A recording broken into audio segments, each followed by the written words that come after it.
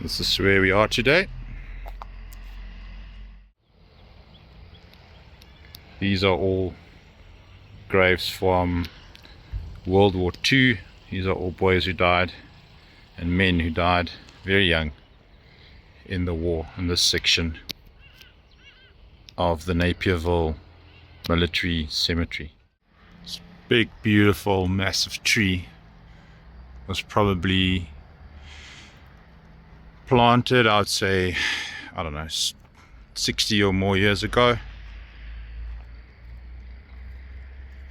to decorate this beautiful, serene, calm place. These little crosses are all soldiers who died either in the Boer War from fighting in the war, but most of them would be from disease, unfortunately. There's a series of these little mini graves that are just so touching. There's a few here as well.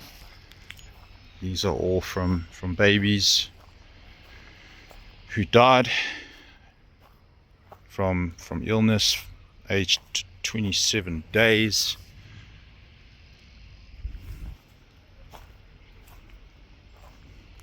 All English names or Scottish or Irish.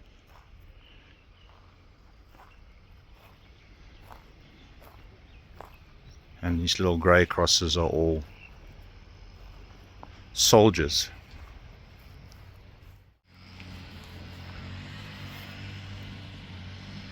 This is very young to be in the military. Died in 1901, aged 14 years. Alfred Butcher.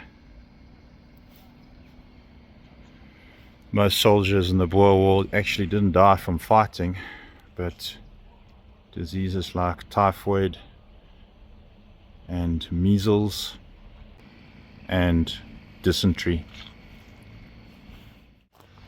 Of all the ways of dying, these three boys or men, Privates Newport, Clay and Drew, they drowned during a night march near Edendale. Now, the only river that I know of there is the Umsunduzi River, so somehow, perhaps when crossing that river, they met their end there. No doubt young men with great plans of adventure and fun coming to South Africa to serve in the military, and it all ended for them shortly before World War I, 1910.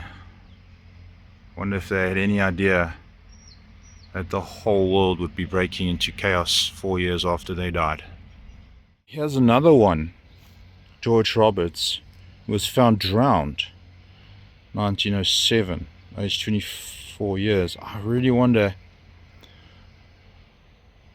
the closest river here is the Umsunduzi River, but I can't imagine how they would get drowned there. Anyway, rest in peace, George Roberts. Here's a very interesting grave, famous one. Didn't know it was here. If you are a student of the Anglo-Zulu War and the Battle of Islandwana, this was one of the main characters there who lost his life there.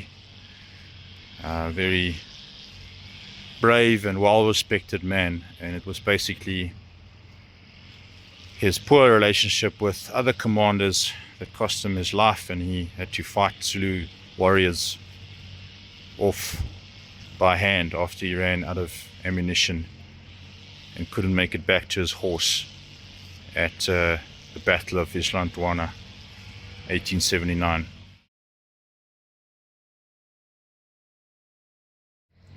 Certainly some interesting graves here, like this one, in memory of Douglas Alphonse Tone Havelock,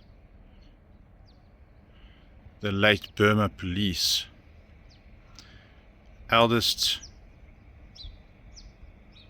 of the late Charles Garrington Havelock, who died on the 17th of February 1900 of fever contracted at the front, aged 25 years and 5 months. This tablet is erected by his friends in Burma. So the front that they are talking about there would have been the Boer War, the Anglo-Boer War, which was in 1899 till 1902 in South Africa. The British, of course, declared war against the Transvaal and the Free State. The Cape was a colony back then, under the British control, and then Natal, which we are here now, this is where we are, was under British control, and the British won the war, and about 22,000 women and children died in that war, Boer women and children, which is obviously tragic. So I think a lot of men, we spend our lives chasing after things like status and money and building a big career, and we are performance driven.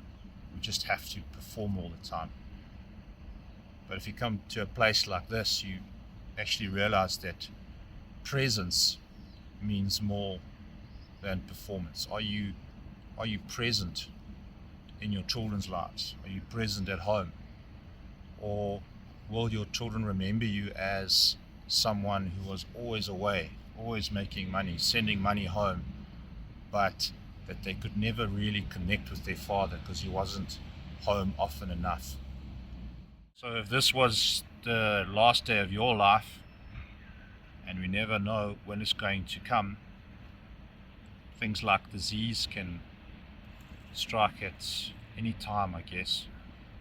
You have to ask ourselves, what lies are we going to stop telling ourselves? Who would you like to forgive? What resentment would you like to bury and put away before it's your last day? So if you were sitting here today, what would this grave say to you? What reflections would come into your head? I would love to know what your thoughts are on life and death, and especially the struggles that men face today in this modern world. Way different from what Douglas or his dad would have faced, but I would love to see your like and your subscribe and read your comments.